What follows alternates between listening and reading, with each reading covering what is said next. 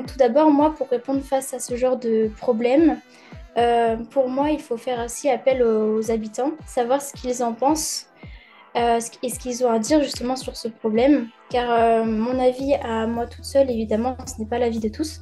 C'est pour ça que j'ai réalisé un questionnaire que j'ai partagé sur les réseaux sociaux. Donc j'ai eu environ 100 réponses. Donc suite à ces différentes réponses, j'ai pu répondre à ce problème. Donc, j'ai pu remarquer que les personnes étaient prêtes à participer à un projet, par exemple, tel que le mien. Donc, déjà, en répondant à mon questionnaire, c'était déjà une participation concrète à mon projet.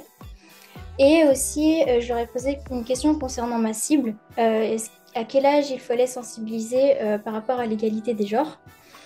Et beaucoup m'ont répondu que c'était dès le plus jeune âge, donc vers 3 ans. Et moi, je me suis posé la question aussi, si on sensibilise les plus jeunes, ne faut-il pas aussi sensibiliser d'abord les adultes pour qu'ils puissent justement sensibiliser à leur tour les plus jeunes, comme les parents par exemple. Donc mon projet est donc né à partir de ces réponses. J'ai donc réalisé une exposition avec une série d'affiches. Donc ces affiches, elles sont composées d'un visuel et d'un slogan. Les slogans, je les ai parfois j'ai parfois repris des citations et des phrases des personnes qui ont répondu à mon questionnaire. Évidemment, je leur avais dit que je pouvais les réutiliser pour mon projet, mais ils pouvaient y répondre s'ils voulaient ou non, étant donné que le questionnaire était aussi anonyme. Ensuite, concernant les visuels, je les ai réalisés avec seulement du papier, mes ciseaux et de la colle. Donc comme ça paraît facile, mais c'est très long. Donc j'ai fait mes visuels en papier découpé pour plusieurs raisons. Donc tout d'abord, c'est pour ne pas passer inaperçu. Parce que lorsqu'on recherche des affiches sur l'égalité des genres, c'est surtout des photos ou bien des illustrations digitales. C'est pourquoi j'ai utilisé du papier découpé pour que les passants soient plus attirés à venir voir cette exposition.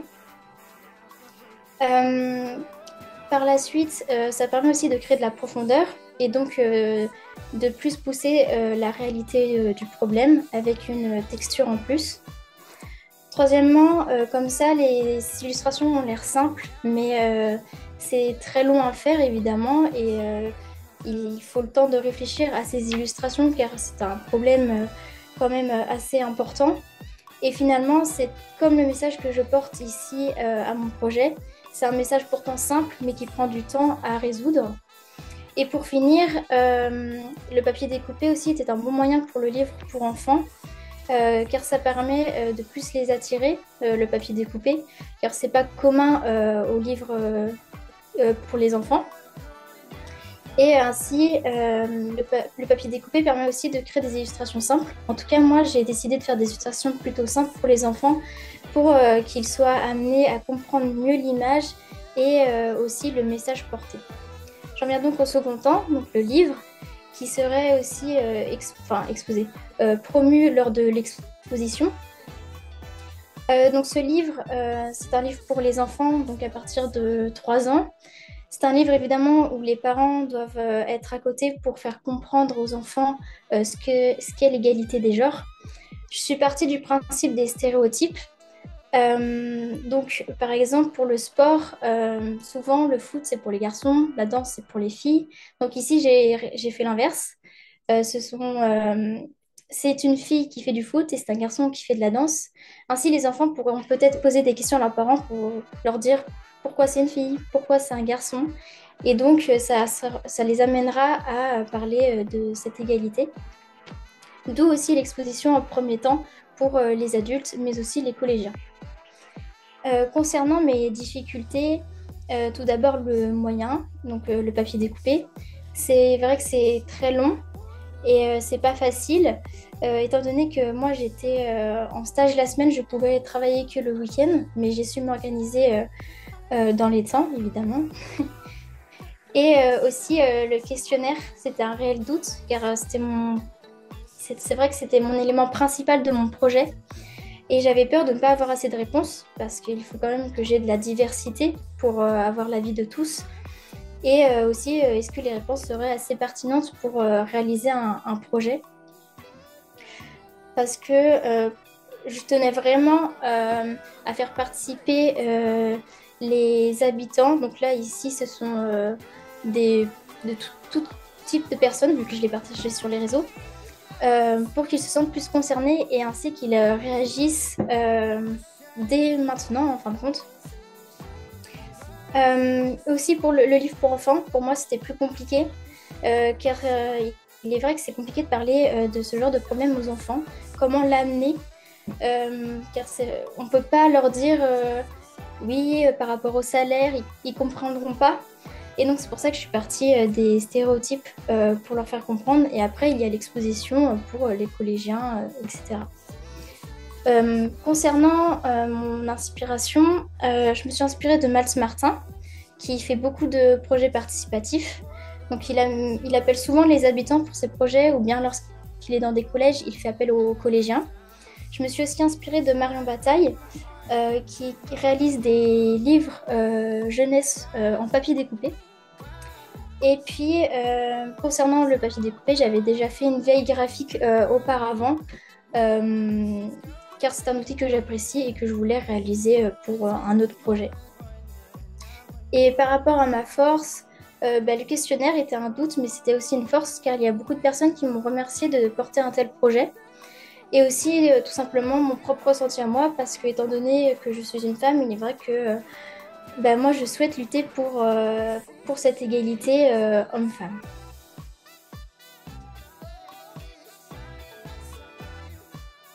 L'égalité des genres, c'est celui-là qui m'inspirait le plus en fin de compte.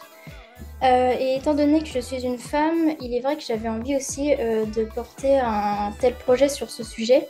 Malgré qu'au lycée, on a déjà fait aussi un projet sur l'égalité des genres en... mince. Pardon, je perds mes mots. C'était pour faire connaître des femmes qui avaient marqué l'histoire, car souvent on connaît des hommes mais pas des femmes. Et donc c'était un beau projet, mais on était en équipe et toujours dans l'encadrement du lycée. Donc ici, je me suis lancée donc, dans un projet personnel pour justement cette problématique. Si j'en avais l'occasion, oui. Tout d'abord parce qu'en parler à des professionnels, ça me permettrait d'avoir un avis sur mon projet, qu'il soit positif ou négatif. Dans tous les cas, ça me ferait avancer pour l'avenir. Ensuite, donc oui, pour l'exposition, de toute façon, elle serait gratuite, car le but, c'est de sensibiliser tout le monde et donc que tout le monde puisse y avoir accès. Malgré tout, si ça serait amené à être réalisé pour de vrai, je pourrais enfin réaliser un vrai projet participatif, on va dire.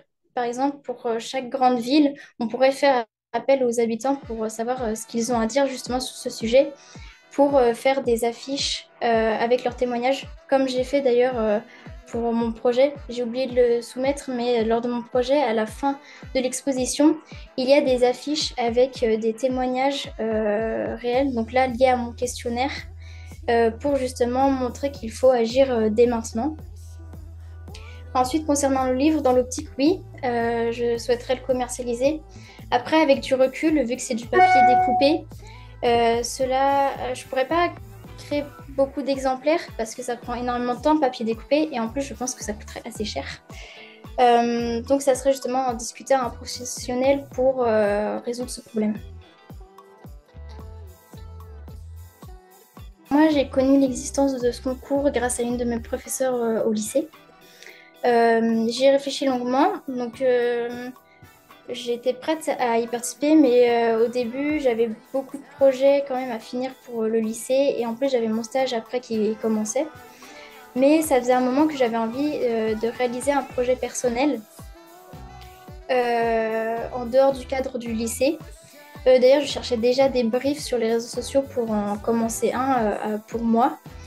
Et donc, lorsque j'ai lu sur le sujet, j'ai vu que les thèmes étaient vraiment très importants et actuels. Et je pense qu'en tant que futur graphiste, il est important de porter de tels projets sur de tels sujets qui sont aussi importants Donc je me suis lancée. Donc tout d'abord pour cette envie justement de réaliser un projet personnel et pour cette problématique aussi importante.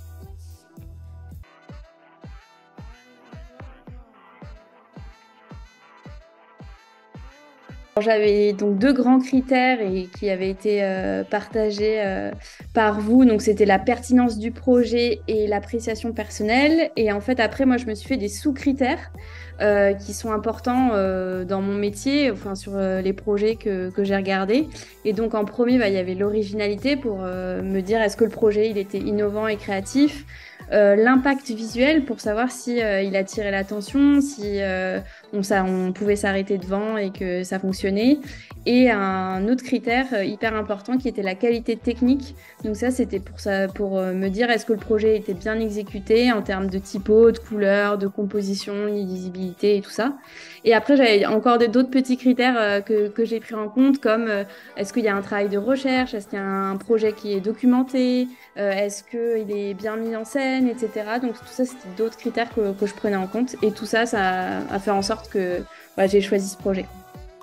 Donc j'ai trouvé que le projet de Marie, il répondait à tous ces critères. Enfin, c'est un super beau projet et qui est hyper créatif. C'est quelque chose que moi, personnellement, j'ai pas vu vraiment ailleurs. Et je trouve que c'est en ça qu'il était vraiment réussi. Le fait que ce soit des compositions fait main, en fait, ça en faisait quelque chose de hyper humain et voilà, hyper accessible. Et c'est ça qui est hyper bien fait pour un projet comme celui-ci, pour un sujet comme l'égalité entre les sexes, qui est pas facile à aborder. Je trouve que le projet de Marie, bah, pour le coup, il va vraiment dans le sens des choses et moi, j'ai trouvé que à la lecture, il était très clair depuis le début. Et j'ai bien aussi aimé la partie questionnaire que Marie a réalisé avant de rentrer dans le projet, qui permet vraiment de poser les bases et de faire un état des lieux avant de vraiment proposer sa solution. Donc bravo, c'était un super projet.